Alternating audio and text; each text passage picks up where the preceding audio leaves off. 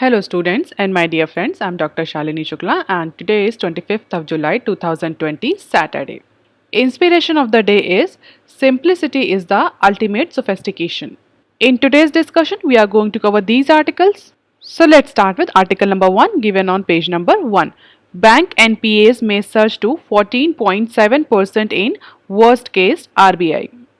कल फ्राइडे को आरबीआई ने अपनी by annual financial stability report release करी है और आज के न्यूज़पेपर में मैक्सिमम जो न्यूज़ है that is only related with the physical stability of the banks. Even the Business Standard has given the first page to one of the finding of financial stability report that is increasing NPA in banking industry. So as per financial stability report of RBI, currently banking system is safe and resilient. Banks have enough capitalization and good quality assets in order to run in future course of time. But the pandemic could push up the non-performing assets significantly. As we have already discussed, the number of experts are also saying this, that after the end of moratorium period, the NPA of the banks are going to increase significantly, and the same finding has been released in financial stability report as well. So as per this report, although early signs of economic recovery are visible, but still banking industry strategists and analysts need to be extremely cautious and watchful about the recovery process. And why they need to be so much careful and watchful? Because uncertainty is still high in the economy. Covid के cases continuously बढ़ रहे हैं, vaccine development को लेकर के अभी time है. That is why capital expenditure, fresh investment, discretionary expenditure, demand all are very low in the market, and because of that RBI has adopted cautious approach as well as warn the banks to be watchful and focused. And as per the FSR, if current situation prevails for a longer period of time, the bank's gross NPA ratio could increase from 8.5% to 12.5% into this financial year. And even if very severely stress scenario exists, इससे भी ज़्यादा difficult situation आती है, Covid के cases और ज़्यादा बढ़ते हैं, वैक्सीन जो डेवलपमेंट के जो इनिशिएटिव चल रहे हैं वो फेल हो जाते हैं, इकोनॉमिक अनसर्टनिटी और इंक्रीज होती है, तो आरबीआई के according this gross NPA ratio could increase as much as 14.7%. तो आरबीआई के अकॉर्डिंग अगर सिचुएशन और ख़राब होती है, वैक्सीन डेवलपमेंट नहीं होता, इकोनॉमिक रिकवरी इतनी फास्ट नहीं होती, देन बैंक्स का एनपीए 14.7% तक इंक्रीज कर सकता है from 8.5% in financial year 20. The capital to risk weighted asset ratio, that is CRAR of banks, has fallen marginally to 14.8% in the March 2020 from 15% in September 2019. तो पिछले financial year में भी CRAR bank का थोड़ा सा डिक्रीज किया है, और अगर इसी तरह से नॉन परफॉर्मिंग एसेट्स इंक्रीज हुए तो आगे आने वाले टाइम में CRAR में और ज़्यादा डिक्रीज देखा जा सकता है. But the common equity tier 1 capital ratio of banks में decline from 11.7% in March to 10.7% under the baseline scenario and 9.4% under the very severe stress situation in March 2021. अब यहाँ पर कुछ टेक्निकल टर्म्स हैं, हो सकता है बहुत सारे स्टूडेंट्स को ना पता हो और हो सकता है बहुत सारे जानते भी हो. सबसे पहला technical term that is capital to risk weighted asset ratio CRAR. दूसरा जो मैंने ये टर्म यूज़ किया टायर 1 कैपिटल, एंड इसके अलावा टायर 2 कैपिटल भी होता है. तो देख लेते हैं ये capital to risk weighted asset ratio actually क्या होता है and why RBI is so much concern about the decreasing CRAR. Capital to risk weighted asset ratio जिसको CRAR, इसको हम बहुत नॉर्मल लैंग्वेज में अगर बोलें तो कैपिटल एडिक्वेसी रेशियो भी कहा जाता है. जनरली इन्वेस्टर्स इसको कैपिटल एडिक्वेसी रेशियो से भी जानते हैं. तो अगर आप नाम देखें कैपिटल एडिक्वेसी रेशियो, कैपिटल की एडिक्वेसी को चेक करता है बेसिकली। बहुत सिंपल टर्म में मैं आपको बता रही हूँ, अदरवाइज इसकी टेक्निकल डेफिनेशन है, प्रॉपर फॉर्मूला है जिसके तहत इसको कैलकुलेट किया जाता है।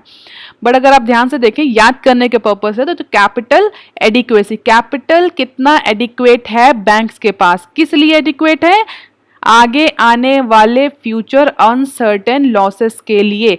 क्या बैंक्स के पास इतना कैपिटल है कि आगे आने वाले अनसर्टन जो फ्यूचर लॉसेस हैं, जो एनपीएस हैं, उनको बैंक रिकवर कर सके before being insolvent. Bank insolvent हो उससे पहले बैंक अपने जितने भी एनपीए, जितने भी लायबिलिटीज हैं, क्या उनको बैंक रिकवर कर सकता है, इतना कैपिटल बैंक के पास है। तो इट मीन्स अगर कैपिटल एडिक्वेसी रेशियो अच्छा है तो बैंक्स के लिए इट्स गुड कि बैंक्स के पास इतना कैपिटल है कि आगे आने वाले टाइम में अगर बैंक को लॉस भी होता है तो बैंक अपनी मैक्सिमम लायबिलिटीज को फुलफिल कर पाएगा। बैंक के पास एडिक्वेट कैपिटल है in order to provide the protection to the depositors. जैसा कि मैं कई बार डिस्कस कर चुकी हूँ, बैंक्स के लिए असेट्स जो होते हैं वो उनके लोन जो वो लोन देते हैं, और जो डिपॉजिट्स होते हैं वो बैंक के लिए लायबिलिटी होते हैं। तो यहाँ हम लायबिलिटी की बात करें, क्या बैंक्स के पास इतना कैपिटल है कि वो अपने डिपॉजिटर की लायबिलिटी को पूरा कर पाए बिफोर बीइंग इंसॉल्वेंट। तो जिस बैंक के पास जितना अच्छा कैपिटल एडिक्वेसी रेशियो होता है, जितना ज़्यादा कैपिटल होता है, हम ये मानते हैं कि वो बैंक के पास अच्छा कुशन है जिससे कि वो आगे आने वाले टाइम में जो फ्यूचर लॉसेस हैं या इंसॉल्वेंट होने से पहले उसकी जितनी भी लायबिलिटीज़ हैं उनको वो पूरा कर सकता है। तो good capital adequacy ratio is a good indicator of banks health. आप देख लेते हैं technical definition. Basically capital adequacy ratio is a measurement of banks available capital expressed as a percentage of bank's risk weighted credit exposure। Means bank का कितना risk exposure है और उस risk exposure के परसेंटेज में कंपैरिजन में bank के पास कितना टायर 1 और टायर 2 कैपिटल है। The capital adequacy ratio is also known as capital to risk weighted asset ratio, is basically use to protect the depositors and promote the stability and efficiency of financial system around the world. तो अगर अच्छा capital adequacy ratio है banks का और banking industry का, it means banking industry और financial system is healthy.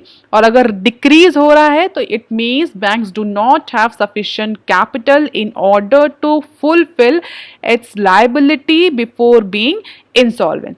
अब यहाँ पर दो टर्म यूज होते हैं, tyre 1 capital and tyre 2 capital, और दोनों का ही मिक्स होता है कैपिटल एडिक्वेसी रेशियो में। मतलब दोनों ही फॉर्म के कैपिटल होने चाहिए, टायर 1 भी टायर 2 भी। तो अगर बहुत सिंपल टर्म में मैं आपको बताऊं what is tyre 1 capital, tyre 1 capital is the amount of capital which can absorb losses without a bank being required to cease trading। Means ऐसा कैपिटल जिसको बैंक यूज कर सकता है अपने लॉस को एब्जॉर्ब करने के लिए बिना अपनी ट्रेडिंग को स्टॉप करते हुए। टायर 2 कैपिटल क्या होता है, which can absorb the losses in the event of winding up of the banks. Means जब बैंक का रिजोल्यूशन हो रहा है, बैंक इंसॉल्वेंट हो गया, बैंक वाइंड अप कर रहे हैं, उस ड्यूरेशन में कैपिटल 2 टायर यूज होता है। So provides a lesser degree of protection to the depositor. It means जब tier 2 capital at last use होगा, जब बैंक के पास कुछ नहीं बचेगा अपनी लायबिलिटी को पूरा करने के लिए, then banks will land up into tier 2 capital in order to fulfil its all liabilities before being insolvent. तो जाहिर सी बात है कि टायर 1 कैपिटल अच्छा माना जाता है, टायर 2 कैपिटल लास्ट रिजॉर्ट होता है जिसको आप ये कह सकते हैं। तो कैपिटल एडिक्वेसी रेशियो इंश्योर करने के लिए, एक गुड और minimum capital adequacy ratio ensure करने के लिए दोनों ही तरह के कैपिटल का होना जरूरी होता है। As per the Basel third 2019, the minimum capital adequacy ratio that a bank required to maintain is 10.5%। BECIL क्या है ये आप मुझे कमेंट सेक्शन में लिखकर बताएंगे। बेसिल बेसिकली क्या है और कितना टायर 1 कैपिटल मेंटेन करना पड़ता है और कितना percentage of tier 2 capital maintain करना पड़ता है। मैंने आपको कलेक्टिव बता दिया that collective capital adequacy ratio जो बैंक्स के पास मिनिमम मेंटेन होना चाहिए as per the Basel 2019 norm, it should be 10.5%। तो बहुत अगर समरी की बात करें, समराइज करें सारे पॉइंट्स को, तो CAR is critical to ensure that banks have cushion to absorb the reasonable amount of losses before they become insolvent. और बैंक के लिए लॉस क्या होता है? बैंक के लिए लॉस उनके NPA होते हैं, उनके ऐसे लोन्स जो कि रिटर्न नहीं दे रहे हैं, जो कि NPA में कन्वर्ट हो गए। तो CAR is used by the regulator to determine the capital adequacy for banks and to run the stress test. जिस बैंक का जितना अच्छा CAR है, वो बैंक उतना अच्छा हेल्दी माना जाता है। तो as per this financial stability report, banks have sufficient CAR, banks have sufficient tier 1 capital and tier 2 capital ratio, but if the situation become very severe, then this capital or tier 1 capital ratio of banks may decline from 11.7% in the March to 10.7% under the baseline scenario. और अगर situation और ज्यादा खराब होती है, then it could decrease up to 9.4%। जो tyre 1 capital है bank का, वो 9.4% तक जा सकता है अगर सीवियर स्ट्रेस की कंडीशन आती है। And this financial stability report of RBI is a alarm from banking industry to be prepared for upcoming rising amount of NPA. अब देख लेते हैं article number 2 given on page number 1। Government sets the ball rolling for LIC IPO। जैसा कि हम सभी जानते हैं, प्राइवेटाइजेशन की वेव दोबारा से स्टार्ट हो गई है। गवर्नमेंट ने कल BPCL के प्राइवेटाइजेशन के लिए भी एम्प्लॉय का ले ऑफ शुरू कर दिया था, उनको VRS की पॉलिसी ऑफर करी थी।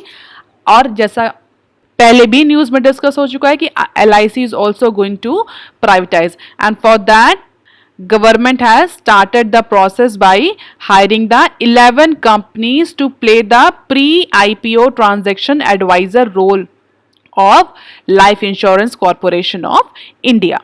तो life insurance corporation of India का पहला IPO लॉन्च करने की प्रोसेस स्टार्ट हो गई, जिसमें गवर्नमेंट ने इनिशियली 11 कंपनीज को एज अ एडवाइजर हायर किया है। 11 companies are actually going to play the role of transaction adviser. तो 11 कंपनी को स्क्रीन आउट किया है department of investment and public asset management, जो कि नोडल एजेंसी है इस डिसइन्वेस्टमेंट की प्रोसेस में। हम ऑलरेडी डिस्कस कर चुके हैं department of investment and public asset management के बारे में, जिसमें मैंने आपसे क्वेश्चन भी पूछा था कि इसका पहले का नाम क्या था, प्रीवियस या ओल्ड नेम क्या था department of investment and public asset management का।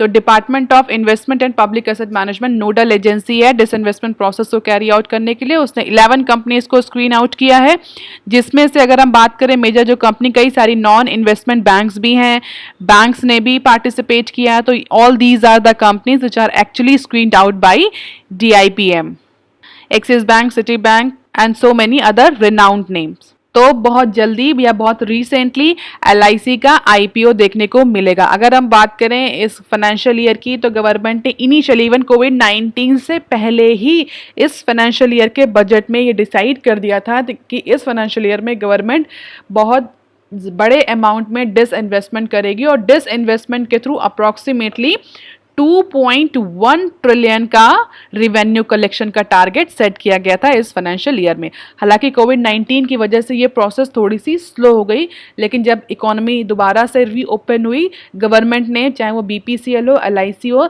सबका प्राइवेटाइजेशन स्टार्ट कर दिया। इवन बैंक्स में भी हमने डिस्कस किया था कि बैंक्स को भी गवर्नमेंट प्राइवेटाइज करने जा रही है। केवल 5 जो बैंक्स हैं, 4 या 5 पब्लिक सेक्टर बैंक्स हैं, केवल उनको ही रिटेन करेगी गवर्नमेंट। जो अदर बैंक्स हैं उनका प्राइवेटाइजेशन हो जाएगा। तो इस बार का जो टारगेट था गवर्नमेंट का रिवेन्यू का through disinvestment, that was 2.1 trillion. उस टारगेट को अचीव करने के लिए गवर्नमेंट ने LIC, BPCL, बैंकिंग इंडस्ट्री सब के प्राइवेटाइजेशन की प्रोसेस को इनिशिएट कर दिया है।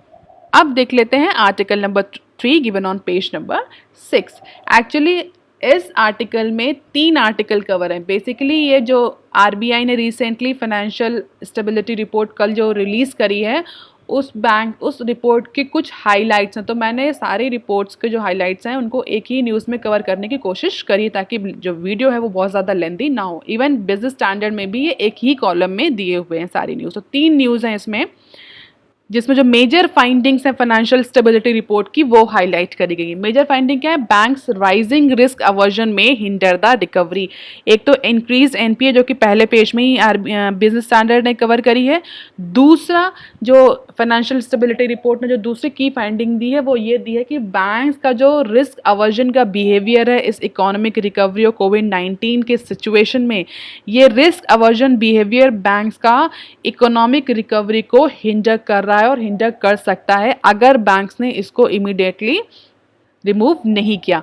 रिस्क अवर्जन बिहेवियर, कई बार अगर आप मेरे न्यूज़ बहुत लॉन्ग टाइम से फॉलो कर रहे हैं तो आपको पता होगा मैंने कई बार इस तरह की न्यूज़ डिस्कस करी है जहां पर मैंने आपको ये बताया है कि banks are not ready to lend money और not ready to lend loan to NBFCs और even small scale and medium scale enterprises. क्यों? क्योंकि बैंक्स को बहुत अच्छे से पता है कि अगर इस ड्यूरेशन में जितना भी अमाउंट का लोन दिया जाएगा उसके बहुत ज़्यादा चांसेस हैं कि वो उनका लोन आगे जाके एनपीए में कन्वर्ट हो जाए। इसीलिए मैक्सिमम बैंक्स ने रिस्क अवर्सिव अप्रोच अडॉप्ट किया था, जिसके लिए कई बार आरबीआई ने इवन अपना repo rate, reverse repo rate भी डिक्रीज किया, कैप लगा दी, जिससे कि बैंक्स जो हैं वो ज़्यादा लेंडिंग करना स्टार्ट करें। और इसीलिए आत्मनिर्भर भारत मिशन में गवर्नमेंट ऑफ इंडिया ने 100% क्रेडिट गारंटी स्कीम लेकर आई थी, जिसके तहत बैंक को ये गारंटी दी गई थी कि आप लेंडिंग करिए, आप बोरोइंग, आप लोन दे डिसबर्स करना स्टार्ट करिए। अगर कोई भी लोन डिफॉल्ट होता है स्मॉल स्केल सेक्टर में, एनबीएफसीज में, तो उसकी 100% गारंटी गवर्नमेंट की है, 100% उसको गवर्नमेंट रिकवर करेगी। तो कुछ अमाउंट अप्रॉक्सीमेटली 50,000 करोड़ का अमाउंट एलोकेट किया था बैंक्स ने as a refinance window in order to refinance and in order to ensure the liquidity for the NBFCs as well as small and medium scale enterprises with 100% credit guarantee scheme. इसके बावजूद भी banks में बहुत ज़्यादा motivation देखने को नहीं मिला था even after the 100% credit guarantee scheme by government. तो यही सारी जो न्यूज़ है, हाइलाइट्स हैं, कल जो फाइनेंशियल स्टेबिलिटी रिपोर्ट रिलीज़ करी है आरबीआई ने उसमें पब्लिश करी गई है। 3 न्यूज़ है इसमें। Basically PSB chase to lend only high quality borrowers but private sector banks took some risk and registered credit growth across the category. तीसरी news, declining long-term market funding for NBFCs a concern RBI. तीसरी news, debt mutual fund vulnerable to large exits. तो पहली news देख लेते हैं इस column में। Public, इस न्यूज़ में कहा गया जितने पब्लिक सेक्टर जो बैंक्स हैं they are adopting the risk aversive approach, they are only lending to high quality borrowers. High quality borrowers means ऐसे बोरोवर्स जिनकी क्रेडिट वर्दीनेस अच्छी है या जिनके केस में बैंक्स को ये पता है कि ये लोन जो बैंक डिसबर्स कर रही है, जो अमाउंट लेंड कर रही है, लोन दे रही है, वो रिटर्न होने के चांसेस ज़्यादा हैं। तो उन्हें बोलते हैं हाई क्वालिटी बोरोवर जिनकी क्रेडिट वर्दीनेस बहुत अच्छी होती है और मैक्सिमम जो लोन्स हैं वो रीपे करते हैं। तो इस कोविड-19 की सिचुएशन में जब आरबीआई और गवर्नमेंट दोनों का ही ये अप्रोच है कि बैंकिंग जो इंडस्ट्री है, बैंकिंग ऑर्गेनाइजेशंस हैं, वो फ्रीली लेंड करें, ज़्यादा अमाउंट में लेंडिंग करें जिससे कि मनी सप्लाई बढ़े। जो लिक्विडिटी का जो क्रंच मार्केट में, चाहे वो एनबीएफसीज हो, म्यूचुअल फंड्स हो या स्मॉल स्केल इंटरप्राइजेस हो, जिनके पास इस समय जो लिक्विडिटी क्राइसिस है उस क्राइसिस को ओवरकम किया जा सके, मार्केट में मनी सप्लाई बढ़े, डिमांड बढ़े और इकोनॉमी रिकवर करे। लेकिन इसके बावजूद भी banks are adopting the risk aversive approach in order to extend the credit। और स्पेशली प्राइवेट सेक्टर बैंक्स जो हैं वो हाई क्वालिटी बोरोवर्स को ही लेंडिंग कर रहे हैं इन ऑर्डर टू इंश्योर कि आगे आने वाले टाइम में उनका लेंडिंग अमाउंट में एनपीए का परसेंटेज कम हो। अगर हम बात करें प्राइवेट लेंडर्स की, तो प्राइवेट लेंडर्स का यहाँ अप्रोच थोड़ा सा डिफरेंट है in comparison to public sector banks. Private sector banks are taking minimum amount of risk, they are giving loan to even the small scale industry as well as NBFCs. वो जो loan देने में थोड़ा सा लेनियंसी है, उनका जो रिस्क अवर्सिव अप्रोच है वो पब्लिक सेक्टर बैंक के कंपैरिजन में कम है। Private sector banks are taking the risk and giving the loan more easily and more frequently in comparison to public sector bank, जिसकी वजह से जो प्राइवेट सेक्टर बैंक्स हैं उनकी credit growth rate public sector banks की credit growth rate से अच्छी है। तो इस इकोनॉमिक अनसर्टनिटी के टाइम में private sector banks are taking more risk, और ये हमेशा होता है, प्राइवेट जो इन्वेस्टर्स होते हैं they are ready to take more risk in order to earn the more profit. तो आरबीआई का ये कहना है कि इस सिचुएशन में, जबकि लिक्विडिटी क्राइसिस हर सेक्टर में है, अगर पब्लिक सेक्टर बैंक्स का यही अप्रोच रहा for a longer period of time, तो जितना भी गवर्नमेंट या आरबीआई का जो भी फिस्कल मेजर्स हैं वो बहुत ज़्यादा इफेक्टिव नहीं रहेंगे, मार्केट फ्रीज आउट हो जाएगी, लिक्विडिटी की क्राइसिस बनी रहेगी। क्योंकि अगर हम पब्लिक सेक्टर बैंक्स की बात करें तो public sector bank constitute the 70% of the total credit market, मतलब पूरा जो फाइनेंशियल मार्केट में 70% का शेयर केवल पब्लिक सेक्टर बैंक्स का ही होता है। अगर पब्लिक सेक्टर बैंक से ही रिस्क अवर्सिव अप्रोच लेकर चलेंगे तो it will be very difficult to ease out the liquidity stress. तो बैंक का risk aversion, slump demand into the market, all these conditions have impeded the fuller flow of finance from both banks and non-banks into the economy as per the RBI report. दूसरा article क्या कहता है, declining long term market funding for NBFCs a concern RBI. RBI ने NBFCs की भी financial health की बात करी है और ये कहा गया unfavourable market condition has declined the share of long-term market debt into the liability profile of the shadow banks. Shadow banks क्या होते हैं, मैंने आपको पहले ही बताया है, जो हमारे NBFCs होते हैं उनको हम shadow banks भी बोलते हैं। NBFCs stand for non banking financial companies और नॉन बैंकिंग फाइनेंशियल इंस्टीट्यूशंस भी इनको बोला जाता है। तो अनफेवरेबल मार्केट कंडीशंस की वजह से क्या हुआ है, जो लॉन्ग मार्केट डेट का जो एक्सपोजर होता है लायबिलिटी प्रोफाइल के शेडो बैंक्स में वो डिक्रीज हो गया है, जिसकी वजह से जितनी भी एनबीएफसीज हैं उनको मार्केट फंडिंग उनकी अफेक्ट हुई है और ऑलरेडी वो कैश की क्रंच की लिक्विडिटी क्रंच की कंडीशन को फेस कर रही है, जिसके बाद उनकी अगर मार्केट फंडिंग भी डिक्लाइन हो रही है तो it has the potential to heighten the liquidity risk in the sector. और ऐसा सेक्टर जो ऑलरेडी आईएलएनएफएस डिबैकल को फेस कर रहा है, जो कि बहुत बड़ी कंपनी थी, बहुत बड़ा ऑर्गेनाइजेशन था आईएलएनएफएस, और उसके फेल होने के बाद से ही एनबीएफसी सेक्टर जो है वो बहुत ज़्यादा लिक्विडिटी क्राइसिस फेस कर रहा था। उसके बाद कोविड-19 की सिचुएशन आ गई तो और उस पर लिक्विडिटी रिस्क या लिक्विडिटी क्रंच की प्रॉब्लम और चैलेंजेस सामने आए, जिसकी वजह से अगर market declining long term market debt भी या मार्केट फंडिंग भी डिक्लाइन हो रही है नॉन बैंकिंग फाइनेंशियल कंपनीज के लिए, तो it is a major cause of concern for RBI as well.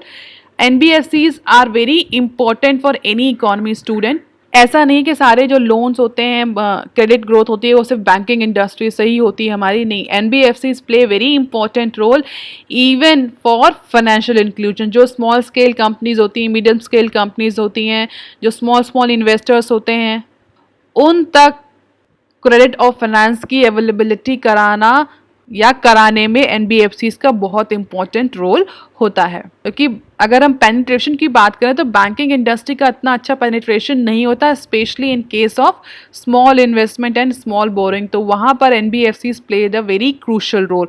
और जिस तरह से आईएलएनएफएस की क्राइसिस के बाद, कोविड-19 में जो लिक्विडिटी क्राइसिस आई उसके बाद, और अब जो अनफेवरेबल मार्केट कंडीशंस चल रही जिसकी वजह से नॉन फाइनेंशियल बैंकिंग जो कंपनीज हैं उनकी मार्केट फंडिंग डिक्लाइन हो रही है, उसकी वजह से भी जो हमारा एनबीएफसी सेक्टर है that is going to be affected very much as per the financial stability report of RBI.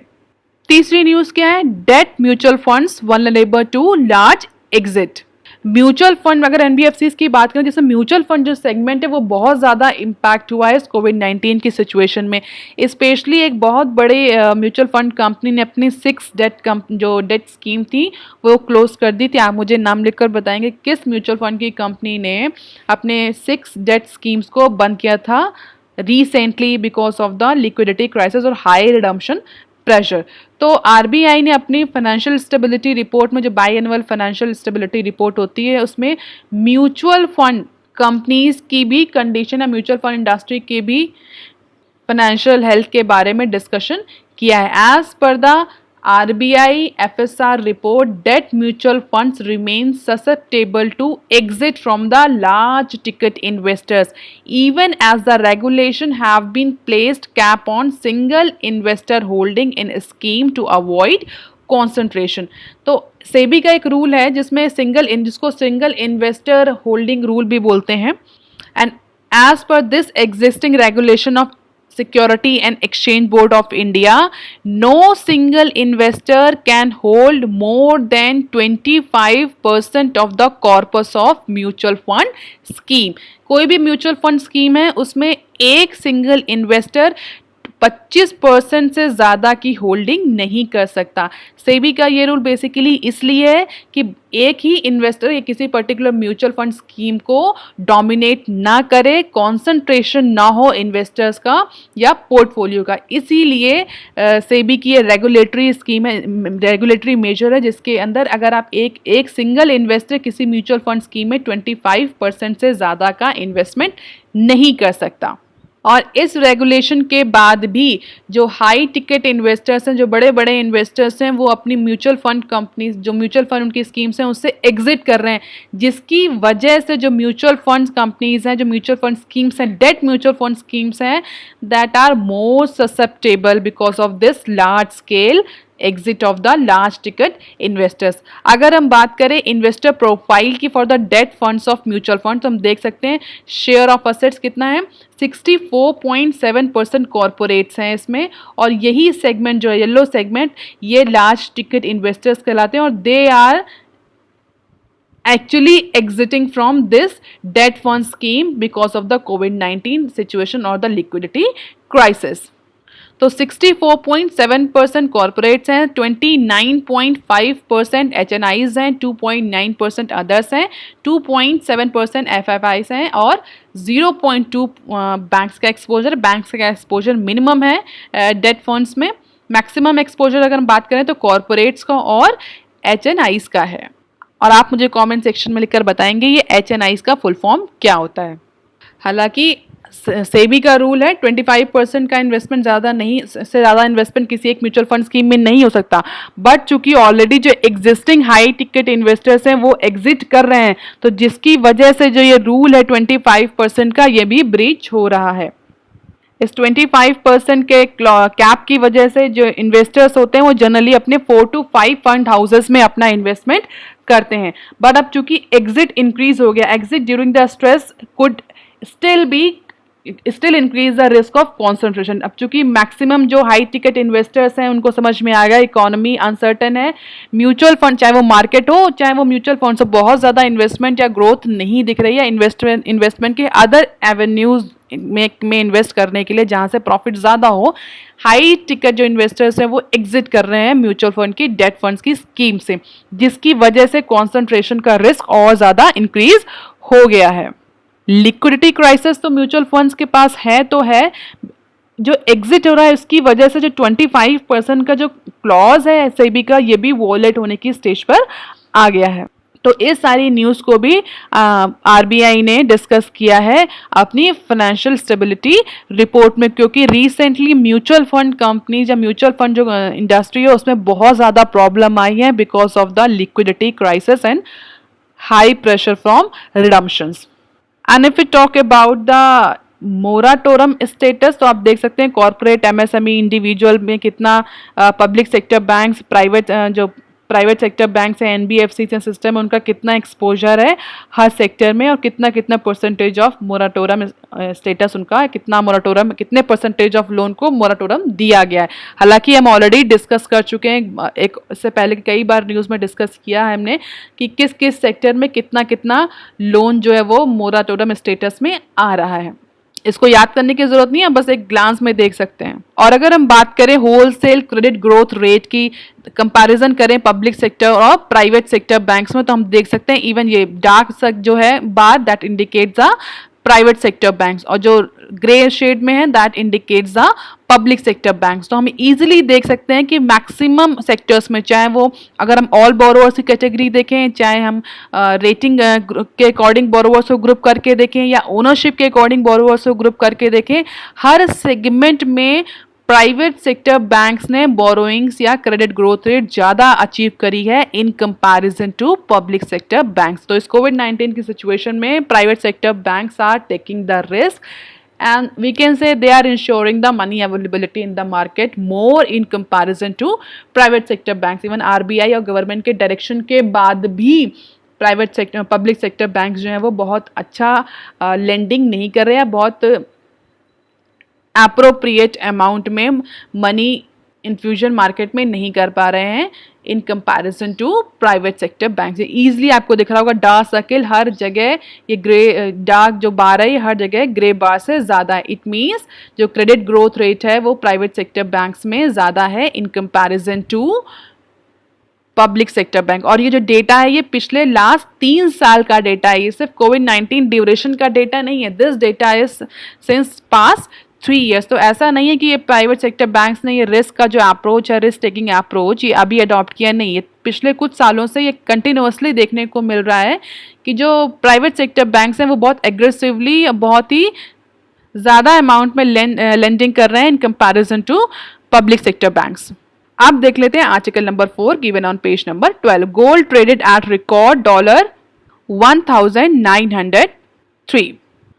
Friday को गोल्ड ने रिकॉर्ड हाई प्राइस में गोल्ड की ट्रेडिंग हुई। The price of gold reach at all time high in both domestic as well as international spot market. और India में 50,000 का जो mark था, कल गोल्ड ने वो मार्क भी क्रॉस कर दिया और अप्रोक्सीमेटली MCX में जो डीलिंग हुई है गोल्ड की वो 51,150 रुपीज में हुई है फॉर पर 10 ग्राम।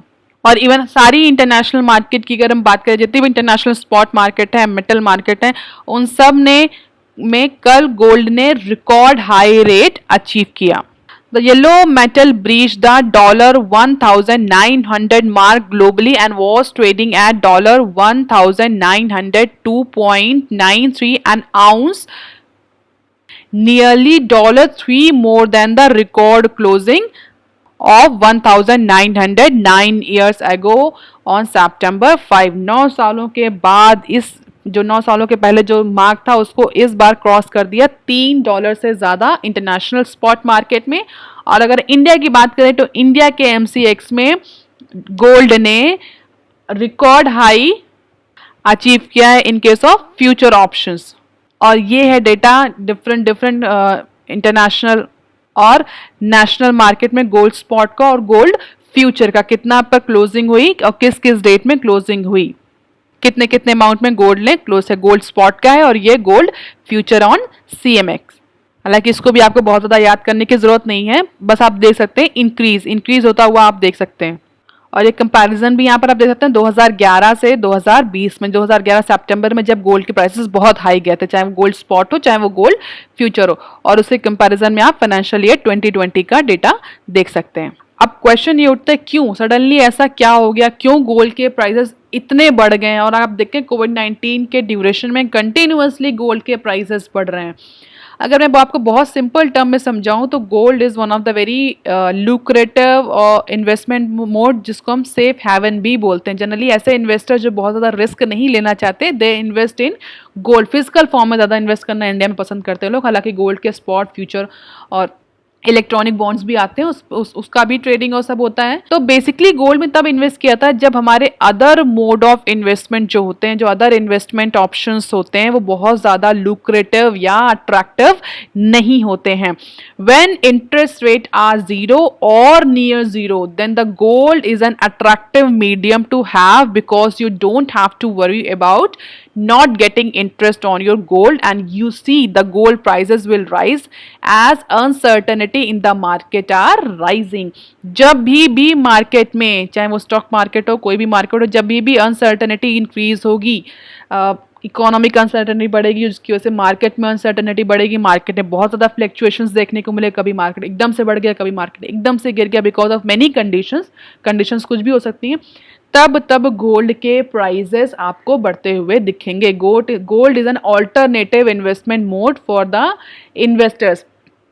तो जब भी मार्केट डिक्रीज हो रही होती है, बहुत टाइम, अगर मैं बहुत सिंपली बोलूँ तो एक इसमें एंटी रेशियो होता है। अगर जब भी मार्केट डाउन हो रही होती है, गोल्ड के प्राइसेस बढ़ेंगे, जब गोल्ड के प्राइसेस गिरते हैं तो मार्केट अप होती है। तो ये एक नॉर्मल सिचुएशन में आप ये कह सकते हैं कि एंटी प्रोपोर्शनल रिलेशन होता है बिटवीन मार्केट एंड गोल्ड। तो जैसे मार्केट डाउन हो रही है, गोल्ड के प्राइसेस इंक्रीज होंगे, मार्केट इंक्रीज हो रही है, गोल्ड के प्राइसेस डाउन होंगे। और यहाँ पर क्या हुआ, अनसर्टनिटी भी बहुत होता है कोविड-19 की वजह से, जिसकी वजह से कोविड-19 की सिचुएशन में गोल्ड के प्राइसेस कंटिन्यूअसली बढ़ रहे हैं। Investors are very unsure about the market और स्टॉक ऑप्शंस, स्टॉक में किस तरह से मार्केट या स्टॉक रिएक्ट करेंगे, नो वन नोस। बहुत ज़्यादा अनसर्टनिटी है इकोनॉमिक रिकवरी को लेकर के। इंटरेस्ट रेट बैंक्स में बहुत ज़्यादा रिड्यूस हो गए, चाहे वो एफडी हो, चाहे वो इवन आपका सेविंग अकाउंट हो, जिसकी वजह से investors are now preferring the gold. और गोल्ड में डिमांड बढ़ी तो प्राइस राइज हो गया। सिंपल सप्लाई एंड डिमांड का जो इशू है वो आपको पता होगा। And still the expert are saying that it is going to decrease and it will decrease into the upcoming time. And the latest surge in the price of safe haven commodity comes on the back of China asking the US to shut down its consulate into, and while retaliating the Trump administration demand that Asian giant closes its Houston consulate. तो US और China के बीच में जो hostility बढ़ रही है उसकी वजह से भी गोल्ड के प्राइस इंपैक्ट कर रहे हैं। यूएस में जॉब लॉस की वजह से, जो डॉलर इंडेक्स है उसके वीक होने की वजह से, इन सारे इंटरनेशनल फैक्टर्स की वजह से भी कल मार्केट में गोल्ड के प्राइस रिकॉर्ड हाई तक पहुंचे। इन सारे इंटरनेशनल जितने भी अफेयर्स होते हैं स्टूडेंट, उसका भी इन्वेस्टमेंट के हर मोड पर इम्पैक्ट पड़ता है। मार्केट पर भी इम्पैक्ट पड़ता है, मेटल मार्केट पर भी इम्पैक्ट पड़ता है, पेट्रोल मार्केट पर भी, हम बोलते हैं फ्यूल मार्केट पर भी इम्पैक्ट पड़ता है, जितने भी इंटरनेशनल। तो यूएस और चाइना के बीच में जो हॉस्टिलिटी इंक्रीज हो रही है, चाइना ने यूएस से कह दिया कि अपना कॉन्सुलेट, जो अपनी एम्बेसी है वो पर्टिकुलर सिटी से हटा दें। डॉलर वीक हो रहा है, यूएस में जॉबलेस ग्रोथ है, जो डेटा है वो उसने इंडिकेट किया है कि आगे आने वाले टाइम में यूएस में और जॉबलेसनेस बढ़ेगी, जिसकी वजह से इन्वेस्टर्स में का मेटल की तरफ इन्वेस्टमेंट ज़्यादा इंक्रीज हो गया है। और इसी वजह से गोल्ड और सिल्वर की डिमांड सडनली बढ़ी, जिसकी वजह से प्राइस भी रिकॉर्ड हाई तक पहुंच गए। अब देख लेते हैं some other news clips. Clean chit to P firms IT in Siddhartha case. आपको पता होगा रिसेंटली कॉफी डे इंटरप्राइज के जो ओनर थे उन्होंने सुसाइड कर लिया था, जिसकी वजह से एक इन्वेस्टिगेशन चल रहा था। अब उस इन्वेस्टिगेशन में जितने भी प्राइवेट इक्विटी इन्वेस्टर्स थे उनको क्लीन चिट दे दी है इनकम टैक्स अथॉरिटी ने, and it is the new turn into the saga of coffee day enterprises company. ऐसा कहा जा रहा था कि जो लेंडर्स थे सीसीडी के, जो प्राइवेट इक्विटी जिन इन्वेस्टर्स थे, वो फोर्स कर रहे थे मिस्टर सिद्धार्थ को for getting there loan back, mental harassment कर रहा था, जिसकी वजह से ये केस चल रहा था। तो कल इनकम टैक्स अथॉरिटी ने अपने इन्वेस्टिगेशन में प्राइवेट इक्विटी इन्वेस्टर्स को क्लीन चिट दे दी। और ऐसा कहा जा रहा है कि जो लेंडर्स हैं, पी फर्म्स हैं, उन्होंने ऐसा कोई भी रोल प्ले नहीं किया है against the company, and it is the twist in the tale as per the expert. तो इसको आप थोड़ा सा डिटेल में पढ़ सकते हैं। अब देख लेते हैं next news. Apple begin shift to India with iPhone 11। So the tech giant Apple has begun producing its flagship iPhone 11 model at its Chennai plant. And this will pave the way for company's top of the line device becoming available in India at a lower price. Because of this precludes the hefty custom duty levied on them. तो अब Apple ने अपना iPhone 11 का production start कर दिया है Chennai plant में, जिसके बाद आईफोन 11 के जो प्राइस हैं वो इंडियन मार्केट में डिक्रीज हो सकते हैं। क्यों? क्योंकि इंपोर्ट पर बहुत ज़्यादा ड्यूटी लगती थी आईफोन 11 मॉडल में। सो commerce and industry minister, information technology minister, both have lauded the move and hauling it as an affirmation of the government push towards the आत्मनिर्भर भारत। फिलहाल के लिए एप्पल के इस मूव को गवर्नमेंट ने अप्रिशिएट किया है, and it is indicating that it is one of the successful step under आत्मनिर्भर Bharat. So that's all for today student. All these are the references. If you want lecture PDF, you can join my Telegram channel. You can also follow me on Twitter, ResearchGate and Facebook. And if you have any query and suggestion, please write on comment section below. Please like, share and subscribe. Thank you.